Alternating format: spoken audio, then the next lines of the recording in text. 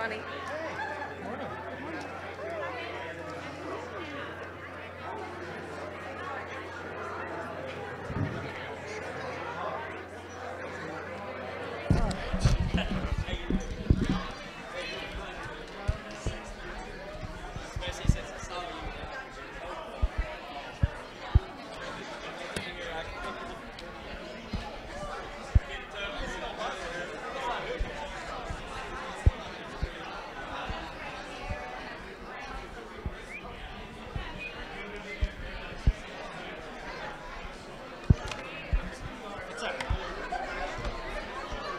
You just sit by Grandma while I do this. Now, you can stand over there.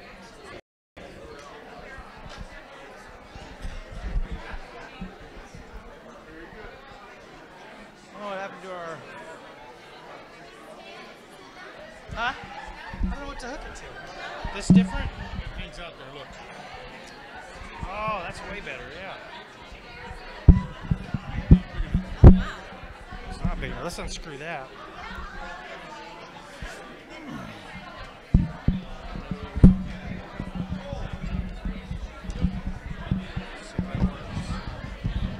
Oh, nice. Yeah, this is really horrible.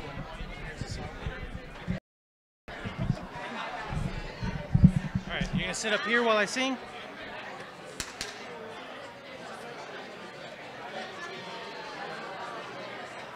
Let's get started this morning.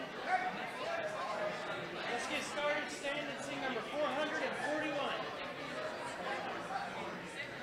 441.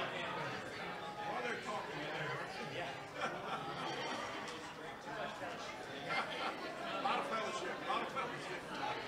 441. 441. Thank you. You're welcome.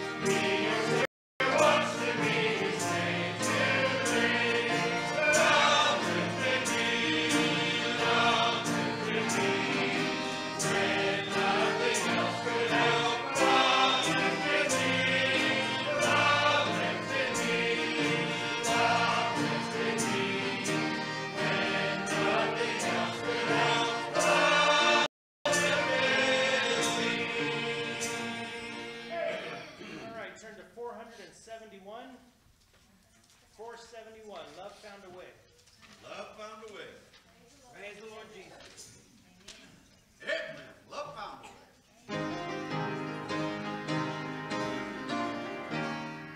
Wonderful love that rescued me from evil sin.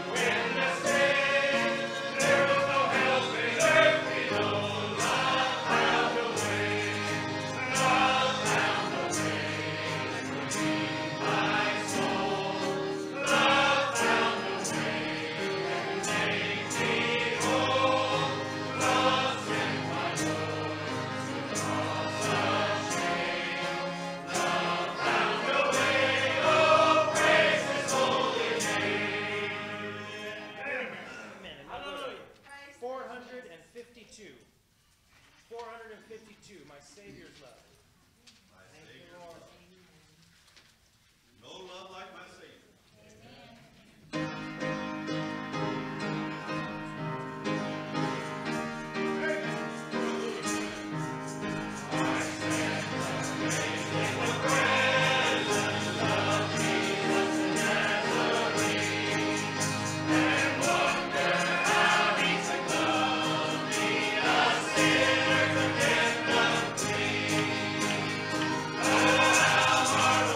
Love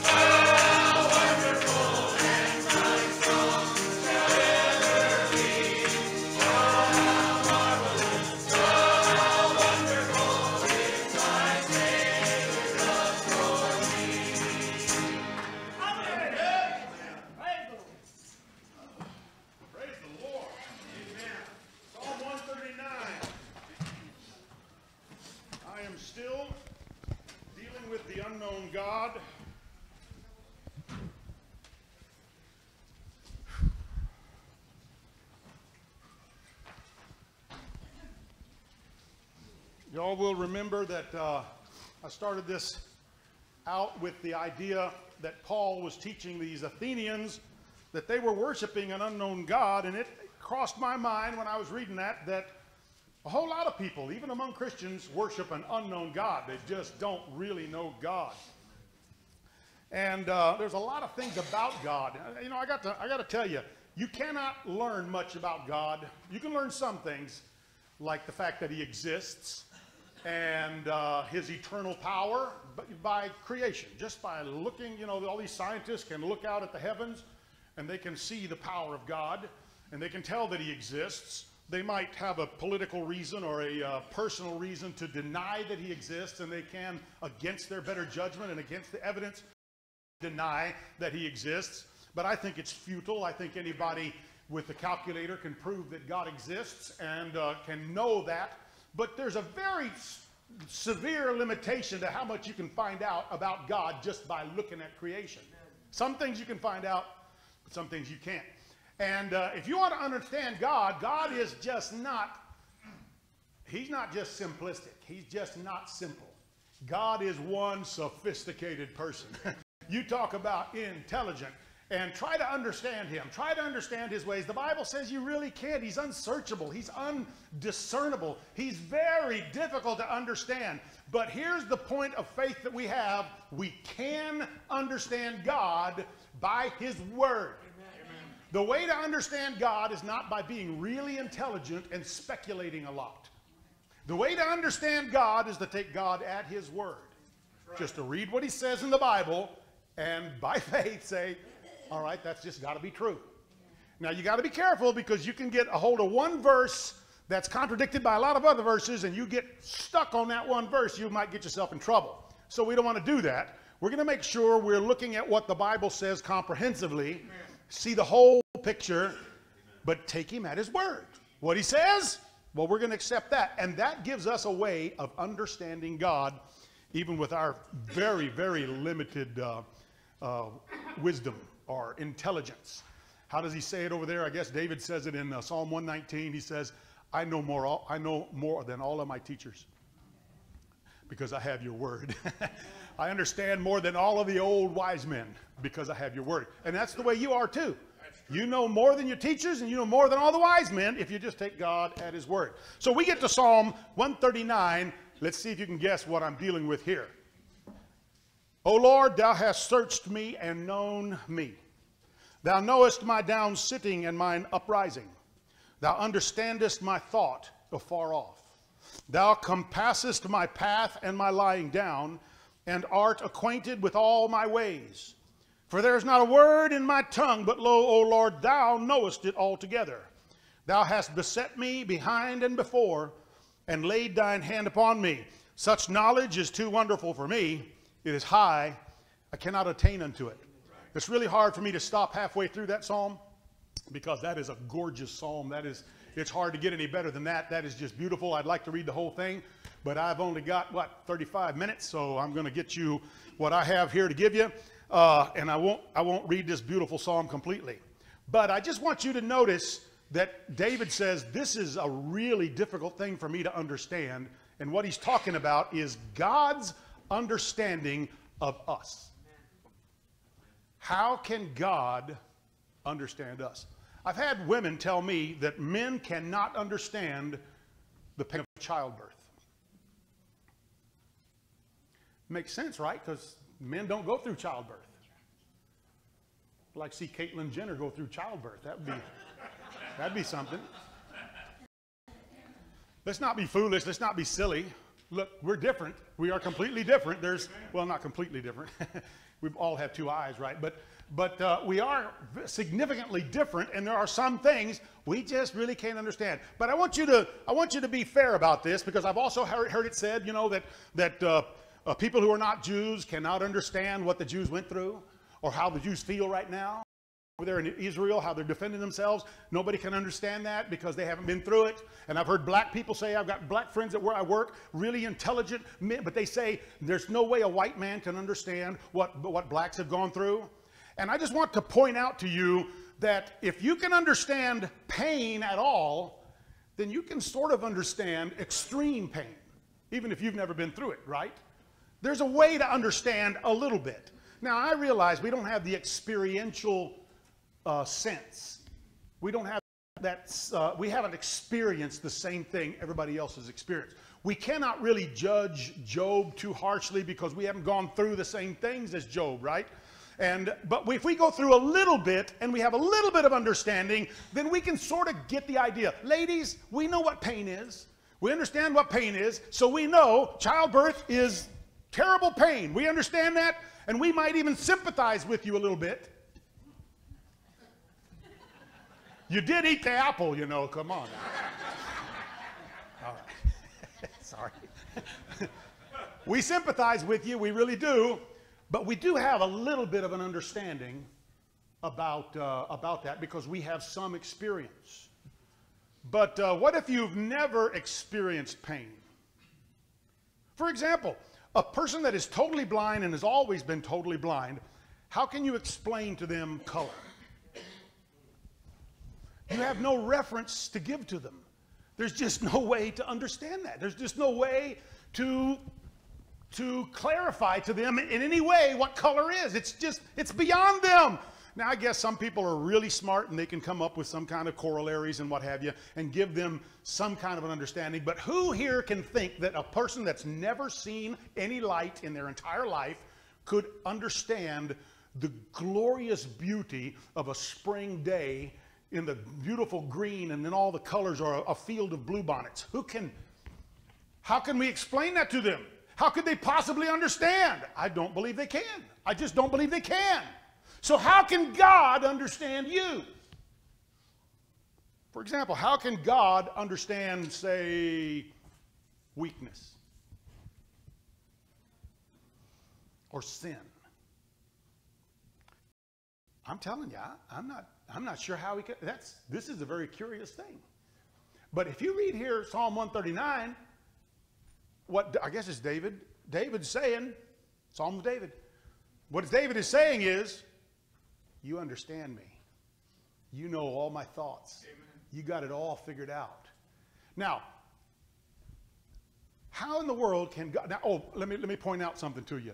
Just because he can understand our fears and our sins and our way of thinking doesn't mean he sympathizes with us. Amen. Now, you and me, if I've gone through some pain, I can sympathize with the lady who goes through a lot of pain in childbirth. I can sympathize. And in fact, just knowing a little bit of pain, I can sympathize quite a bit with them. And I would normally. Most of us would sympathize. There's a clinical illness in some people that they don't have that ability to sympathize with other people. And they are very dangerous people. These are very dangerous people because they don't have that natural empathy.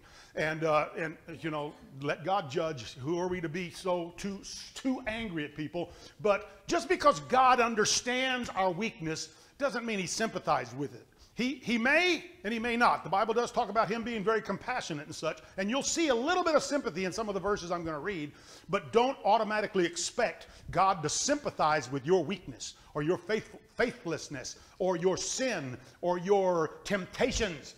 He might not be so sympathetic just because he understands where you're coming from. I just don't know how he understands where we're coming from. Now, I get it that we are trying to understand God. I get it that this is part of what we're trying to do here, trying to understand God. And I get it that that's the big goal of humanity, the big legitimate goal of humanity. We want to understand God. What does God say? Let not him glory in that he can do this or he can do that or he's got this or he's got that. But let a man glory in this, that he understandeth and knoweth me. Amen. You want to glory? You want to get the purpose of your life? Understand God. And I can understand how we have a difficulty understanding God, and yet we by faith move toward that. But God understanding us is a little bit different. The idea that God in some way could put himself in our shoes. Now, one of the things that we Christians believe, because we believe the New Testament, is that God came and put himself in our shoes. He didn't just understand. He came and he experienced. So that's a tremendous truth of the incarnation, that God actually did come. And this is something that Muslims and Jews cannot imagine, they cannot expect that God ever did such a thing. But we as Christians know that Jesus Christ is God in the flesh, God born in a human body, and that he went through as a human, as 100% human, went through the same things we go through, including death, and a very difficult death. So that when he says, I understand what you're going through, well, he does have some experience. Amen. But how about is God looking down on David and saying, I understand you. I understand what you're thinking. I'm going to point out several things that I think are difficult, at least they're difficult for me to see how God understands, and maybe you'll see it too. Look at Deuteronomy 15:9. This is not sympathy, but it does betray an understanding.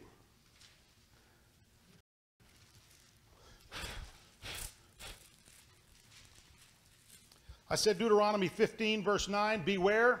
This is talking about the seventh, every 7 years you got to let somebody go. You know, like if you have a Hebrew servant, well, in 7 years, by the way, all indentured servitude among Hebrews was 7 years. That was the max. And it was a fixed 7-year period, so that if you hired an indentured servant or whatever, 1 year away from the 7th year, he was going to go free. You were just going to lose him after a year. And then God says this, beware that there be not a thought in thy wicked heart, saying, the 7th year, the year of release, is at hand, and thine eye be evil against thy poor brother, him not, and he cry unto the Lord against thee, and it be sin unto thee. So, God's sitting there, he's explaining all this kind of a rule. He says, I'm going to set it up this way. And he says, I know what you're thinking. I know you guys are sophisticated, and you're going to have it all figured out. And you know, it's amazing how people really are sophisticated and they get it all figured out. And they have a way of working things out against their brother or theirs. God says, I know your wicked heart. I know how you think. Now, I say that because that surprises me, because I'm never ahead of the game when somebody else is trying to deceive me or something. I am just oblivious to what people's ideas are. I just assume that what they told me is true. Now, Debbie, that's a different story. You talk about suspicious, oh man, no, I'm giving you a hard time. But she does notice things that I don't notice. She'll point out something, and I'll say, you know, that did not cross my mind. And it turns out she's right. And I'm thinking, well, how does she know that? How does she know that? I didn't know that. I hate to pick on Dale because he's gone, but Dale, bless his heart, he could never tell when somebody was snookering him. He just could not tell. I mean, I remember him talking to this guy. This guy didn't know him from Adam. Come up there and says, I want to plant this here and I want to do that there. And the guy, and he said, well, how much is it going to cost? He said, I think maybe, 300 pesos or whatever like that. Dale pulled out 300, handed it to him. He walks off. And I said, Dale, you gave him the whole amount. He said, well, yeah. I said, Dale, he ain't coming back. He said, oh, yeah, he will. Oh, yeah, he will. And you know why he assumed that he would? By the way, he never came back. The reason why he assumed that he would is because Dale would have. Dale would have come back. He's not going to make himself a thief for 300 pesos. But that guy, he says, well, why in the world am I going to go do all that work? I've already got the money, and I don't have to buy any of the stupid stuff I'm supposed to buy. He came out way ahead, right? So you can understand. But how is it that Dale could not imagine that this guy was a crook after having that happen to him many, many times? Well, poor Dale. He wasn't that bright. He wasn't the brightest bulb on the Christmas tree, you could say, when it came to that sort of thing. The point that I'm making here is God, he's not quite that naive. He's pretty sophisticated himself. And he's not just by experience, he knows the way you think. That's what he says over there in Psalm 139. That's what David says. You know my waking thoughts. You know my sitting down and my standing up. You know my thoughts even before I think them. You've got it all figured out. And then David says, this is just a little too much for me. I really can't figure this out. God understands our sinfulness, our evil way of thinking, so that he can look ahead and say, this is what they're going to think. I'm going to do something really good. I'm going to give them a 7-year release period so that at the end of every 7 years, bang, everybody's free and starts over. That really is an interesting idea, by the way. That's That's very interesting. I'd like to see it actually play out in a society. I haven't seen it lately, but back in those days, God set it up this way, and I think God has good ideas, so I'm interested to know how that would work out. But God himself said, I know what's going to happen, and people are going to take advantage of that, and they're going to start manipulating and maneuvering in order to take advantage, and he says, watch out, because I know about that beforehand. Now that's God's understanding of our sinfulness. Look at Psalm 49, verse 10. Psalm 49, verse 10.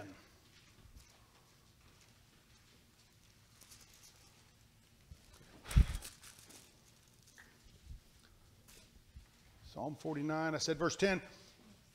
For he seeth that wise men die, likewise the fool and the brutish person perish, and leave their wealth to others. Their inward thought is that their houses shall continue forever, and their dwelling places to all generations. They call their lands after their own names. Nevertheless, man being in honor abideth not. He is like the beasts that perish. Look, verse 13. This their way is their folly, yet their posterity approve their saying, Selah. What does God say? He says, I've noticed about men this thing, and he says, the reason why they act the way they do is because their inward thought is that they think they're going to live forever. How does it say it? Their inward thought is that their houses shall continue forever. Or maybe their family is going to keep going forever. He says, I know why they think this. Do you realize how difficult it is for you to know why you think things? Yeah. There is a science, a field of science called psychology that's trying to figure out why you act the way you do. And they're not really successful, but they do have some insight. They have seen that it's a lot more complicated than you think.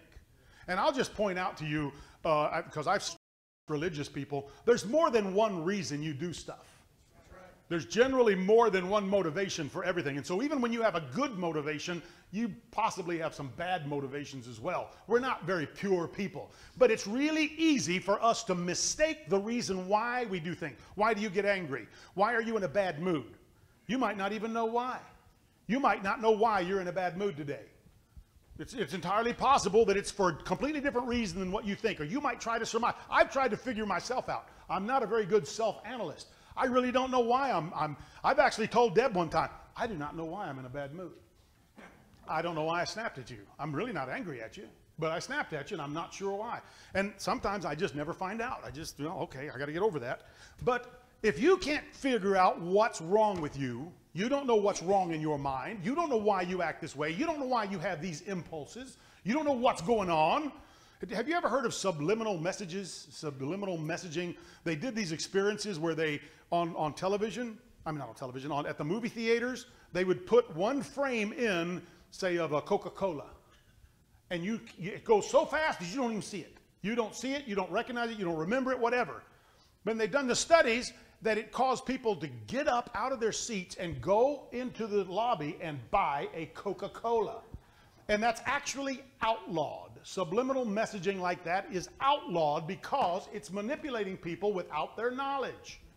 You don't know. You don't know what's caused. You don't know what comes in there and does something to cause you to act a certain way, and you don't even know. You just really don't know. Now, don't be blaming Satan every time you have a bad moment.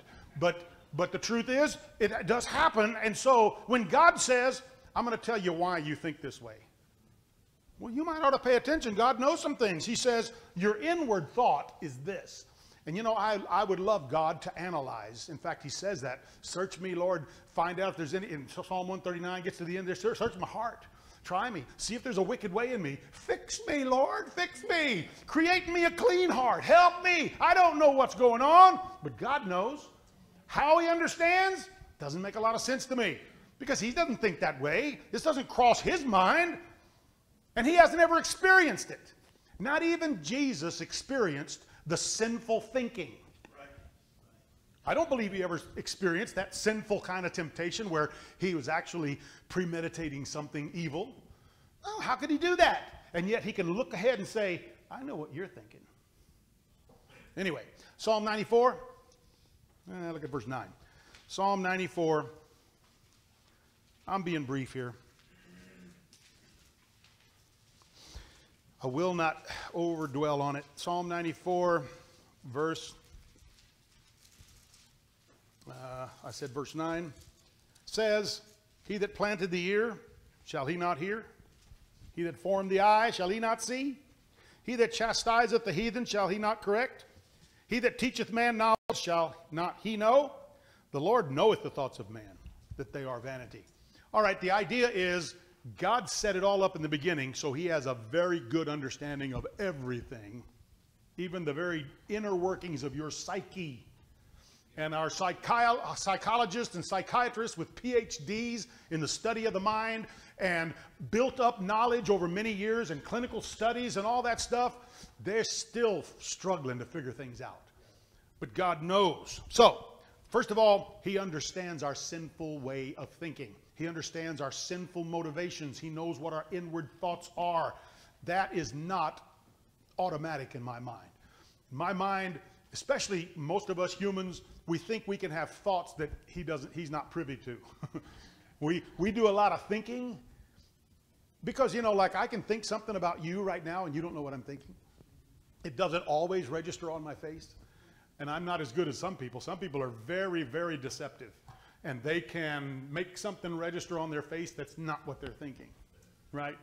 But I'm not really good at that. Usually whatever I'm thinking comes right out on my face. People can tell, you know. So the idea, though, is that God knows. God does understand. All right, there's another thing, and that God really, really, really understands your weakness. Notice a few things. Look at Genesis chapter 6. Look at Genesis 6. I don't understand how God can really deeply understand weakness because he is not weak. Look at 6 verse 3. The Lord said, my spirit shall not always strive with man, for that he also is flesh. He says, I know he's flesh. I know something about man, and I can't be too hard on him. Maybe that's what he's saying. I can't be too hard on him. I got to consider his situation. Did you know God is considering your situation? He's considering our weakness of our flesh. He looks at those apostles that couldn't be with him 1 hour and says, sleep on. You're going to need that sleep. It's going to be a long night. Anyway, he understands some things. Look at Job 7. Just going to go over some of these things briefly.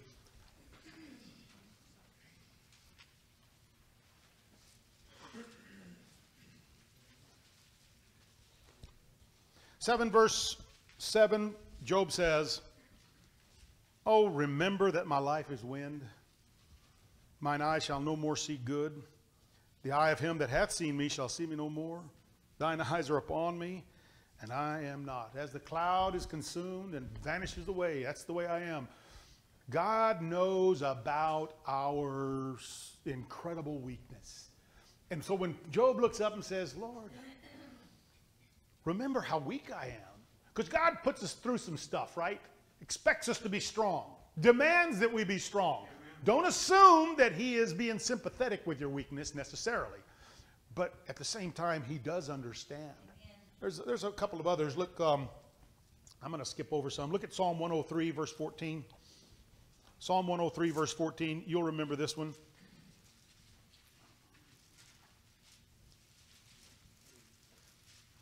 Says, for he knoweth our frame, he remembereth our dust. As for man, his days are as grass, as a flower of the field, so he flourisheth. For the wind passeth over it, and it is gone, and the place thereof shall know it no more. Think about the incredible weakness of man. He knows we're dust. He knows our frame. He knows exactly how incredibly frail we are. Frail in every sense. Frail against temptation. Frail against difficult situations. Frail against, you know how many things can kill you? You ever watch that show, 1,000 Ways to Die? I mean, it's amazing how something will kill you. Sorry, I'm giving clues as to what I watch. I don't want to give you too many clues. 1,000 Ways to Die. There's a lot of stuff that will kill you. There's a lot of ways for you to die. We are so frail, so weak, so ready to perish. And yet God says, I know it. Now I want you to look at 1 Corinthians 10:13. Some of you might be able to quote it. I'll give you a chance right now. Quote it before I get to it. 1 Corinthians 10:13. There you go. There hath no temptation taken you, but such as is common to man. But look at the promise in there. But God is faithful, who will not suffer you to be tempted above that ye are able, but will with the temptation also make a way to escape, that you may be able to bear it. God knows what you can handle and what you can't handle. So if you're going through something, what does that mean about God? He thinks you can handle it. I think he knows. He knows you. He knows how weak you are. And you say, this is too much. But he says, no, I think you can take that. I think you can learn from that. All right, there's another one. There's another one. Look at Judges chapter 7 and verse 3. This is interesting to me because it doesn't make sense to me that God would have a true understanding of this situation. I mean, I know he can understand it clinically because, you know, he can look and see the results of how many times it's happened. But it's strange to me. Judges chapter 7 and verse 3. Now therefore go to, proclaim in the ears of the people, saying, whosoever is fearful and afraid, let him return and depart early from Mount Gilead. Did I read that right? Gilead. God says, all right, we need to pare it down a little bit. We got a little bit too many people, 32,000 people. Nah, you guys will brag if you had 32,000 people. You won't even remember that I had anything to do with it. So let's fix this. I'll tell you what, anybody who's afraid is going home. You realize that while they're there, these are soldiers, and they show up, and they're getting ready for the battle, and there's a bunch of them that are afraid. Of course, they're not showing it. We hide that kind of thing pretty good, you know. We get blustery and whatever, you know, we're not afraid, we're not afraid. But God says, I know your hearts. I know you're afraid. Now, that does mean that there were 10,000 people that weren't afraid. Or they were afraid to admit it. They didn't want anybody to say. God just put it out there. Says, if you're afraid, go home. And so whoever went home had to say, I'm afraid. But are you afraid? Or don't you get afraid? Don't you have fear? Did you know God understands your fear? But what can God be afraid of? God cannot understand fear the way we understand it, can he? Is there any fear? I have a hard time believing Jesus.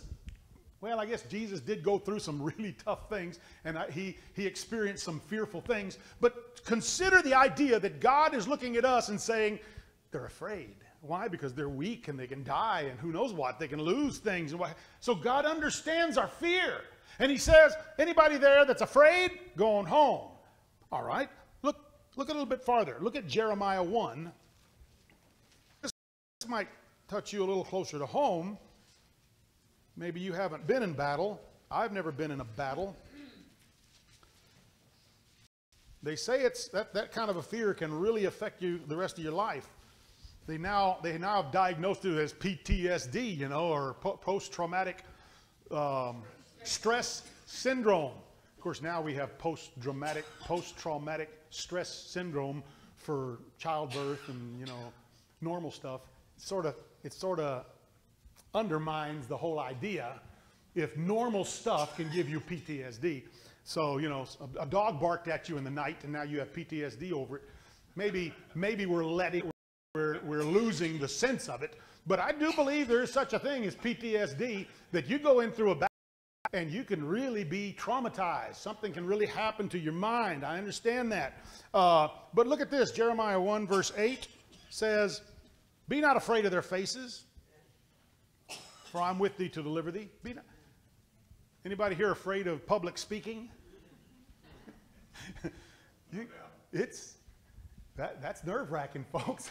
That's nerve-wracking. And really all you're afraid of is embarrassing yourself. So really, you know, if you were humble, that shouldn't be a problem. But it is a problem, ain't it? Anybody comes to the open meeting, you know it's a problem. I've heard how many times somebody stands up and says, I'm so nervous. And I'm thinking, what, there's 35, 40 people here and we're nothing special and you're nervous? Really? But yeah, it happens, folks. God understands that. God told Jeremiah, you're a young man and I've got some serious things. I've chosen you out of all the others in here. I've chosen you. You're going to really go through it. And Jeremiah really went through it. But he says, don't be afraid of their faces. Because people's faces can make you afraid. And not just because they're ugly or intimidating. but they can make you afraid just because they're looking at you. Wow, what kind of a silly fear is that? We're almost afraid to even admit that we have that kind of a fear. And yet God says, I understand that.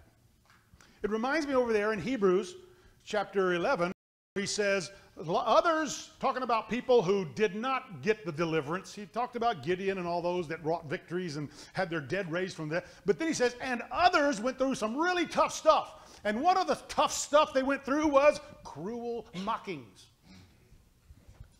Cruel mockings. I was always told, sticks and stones can break my bones, but words can never hurt me. Say anything you want, mock me, mock me. But God understands this cruel mockings thing. He understands what people go through. And trust me, folks, when you get a crowd of people mocking you, it's pretty rough. That's some pretty rough stuff. So God understands our fearfulness. That does not mean he sympathizes with it. He tells us over and over and over to overcome our fearfulness. Look at Ezekiel chapter 2. I have it written down here. And I put a star next to it, but I cannot remember what it says. So we're going for a surprise here. Ezekiel chapter 2 and verse 6. And thou, son of man, be not afraid of them, neither be afraid of their words. Don't be afraid of their words. Though briars and be with thee, and thou dost dwell among scorpions, be not afraid of their words, nor be dismayed at their looks. Though they be a rebellious house, thou shalt speak my words unto them, whether they will hear or whether they will forbear, for they are most rebellious. But thou, son of man, hear what I say unto thee, be not thou rebellious like that rebellious house. Open thy mouth and eat what I give thee. All right, he's saying, Ezekiel, you got a rough road to hoe here too. Don't be afraid of the way they look at you. Don't be afraid of what they say about you. All right, so God does understand your fear. He does see, he does understand. You can talk to him about that. Folks, you want to tell somebody the gospel? God understands your fear. He gets it. You want to be a preacher? You want to go to the mission field? He understands your fear. He saw it beforehand. He knows why you would be afraid. All right. Doesn't come off automatic in my mind that he would understand our fearfulness. Seems like he would just be harsh and rough and demanding. But no, he says, I get it. How he gets it, I'm not sure, but he does. He gets it. All right. There's another one. Look at Exodus chapter 23.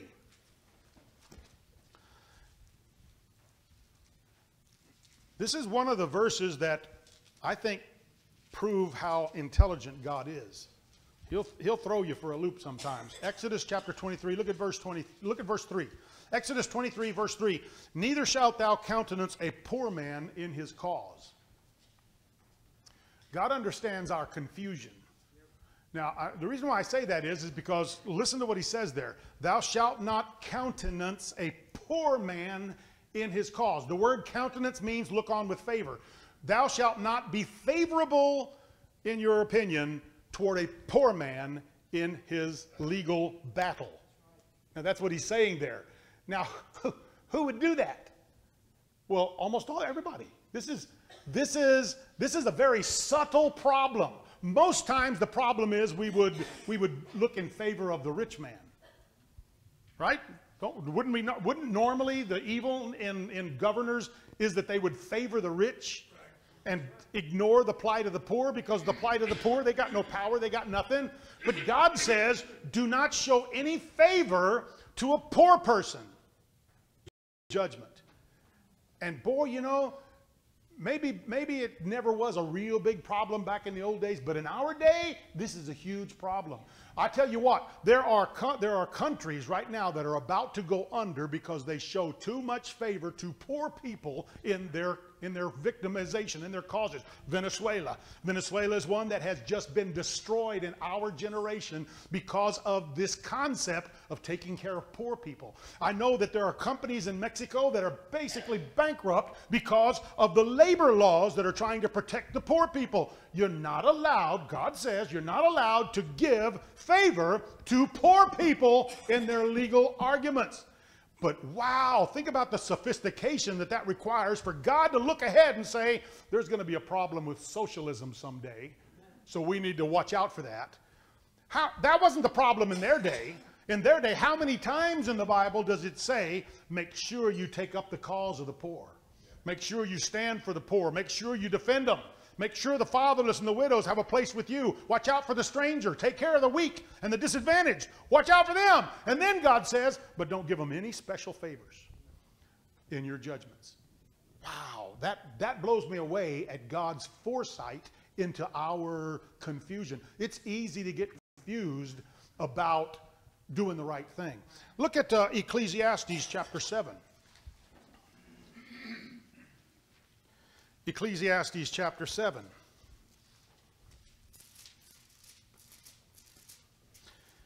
Let's see, look at verse 16. Be not righteous overmuch, neither make thyself overwise. Why shouldest thou destroy thyself? Be not overmuch wicked, neither be thou foolish. Why shouldest thou die before thy time? Most of us know that we have a tendency to not be terribly righteous, and so God constantly tell us to be righteous, to try to live right. But then he actually has to throw in there, don't be too righteous. Now, I know there are some preachers that would say this is just sarcasm.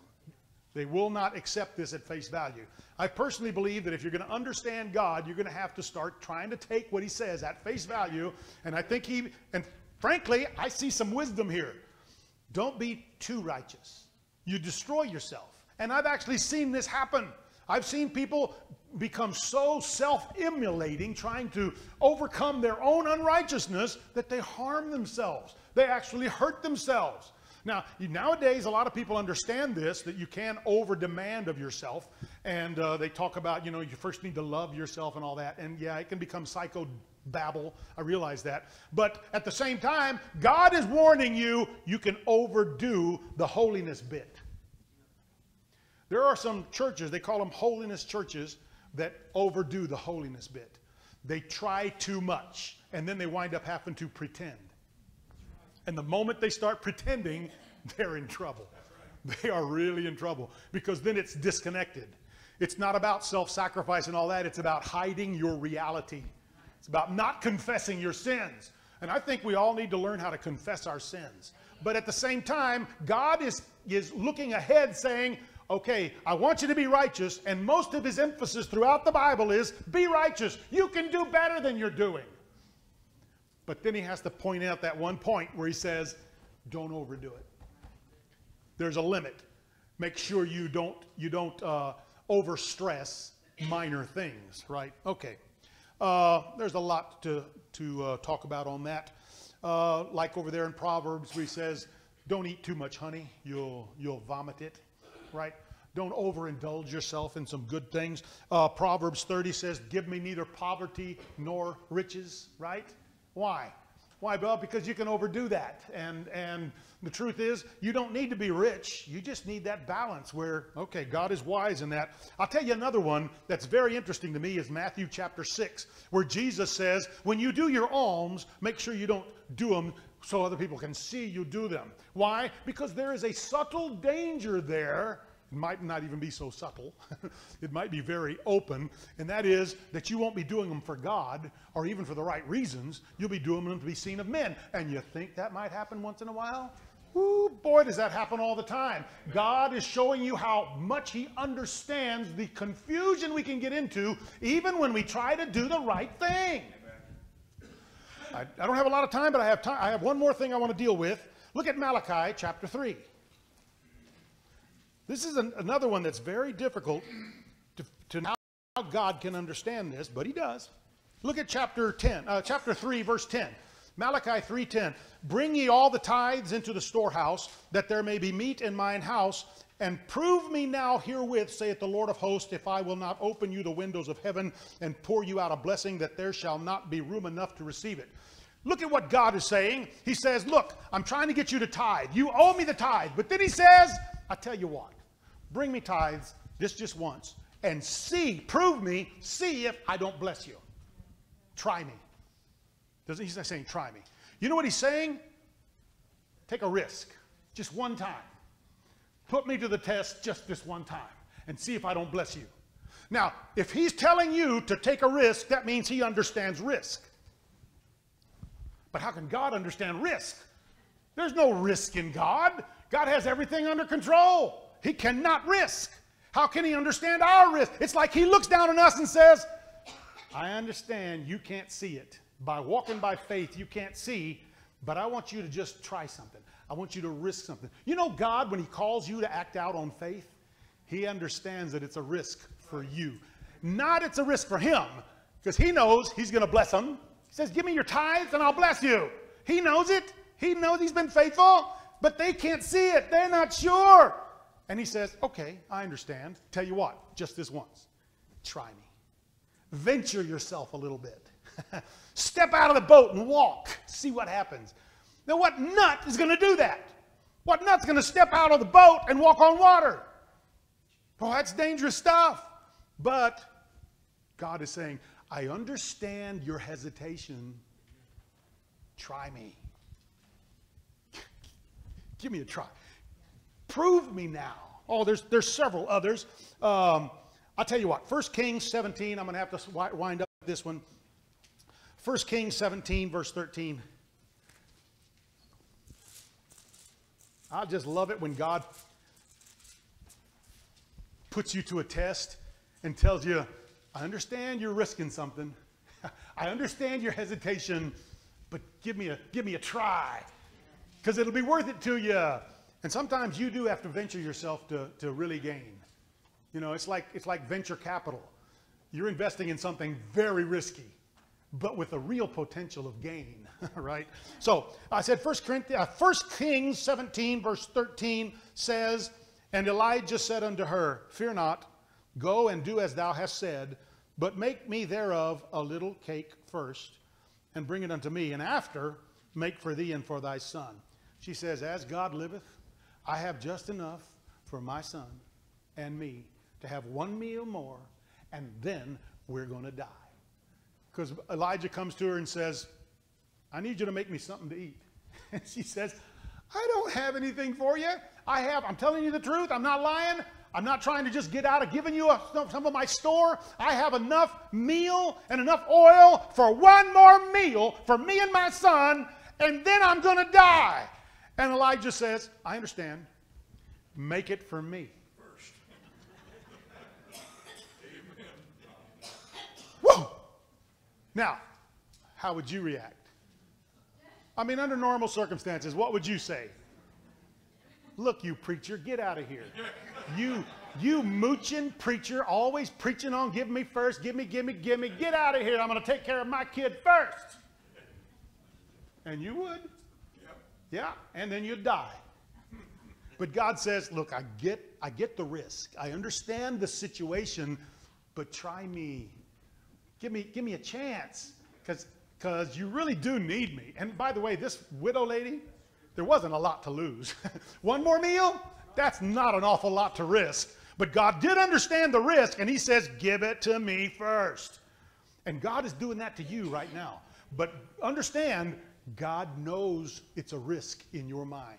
He understands the risk, and so he gives you a small demand. It really is a small demand. Give me your last meal. Give it to me first. Fix it for me first, and then see what I do with it. Like he says, cast your bread upon the waters. See what comes of it. What do you mean, cast your bread upon the water? He says, take a chance. You ought to take a chance with God, because he says, I know all about risk. I understand it. I personally don't understand how God can understand risk, but he does. He understands your difficulty with risking such small stuff you've got. But it's a difficulty. He understands it, and he says, I'm worth it. Take a chance on me. I'm a good bet. I'm a good gamble. Try me. So, yeah, that's how God does understand us. He does understand what we're going through. He understands our sins, our fears. He understands all these things. And what he's expecting of us is to trust him, to just give him a chance, because we're not risking all that much, and he knows how to set it up so that we don't risk all that much. He's a wise God, and the better you understand him, the better you function in this spiritual world we're living in. Amen.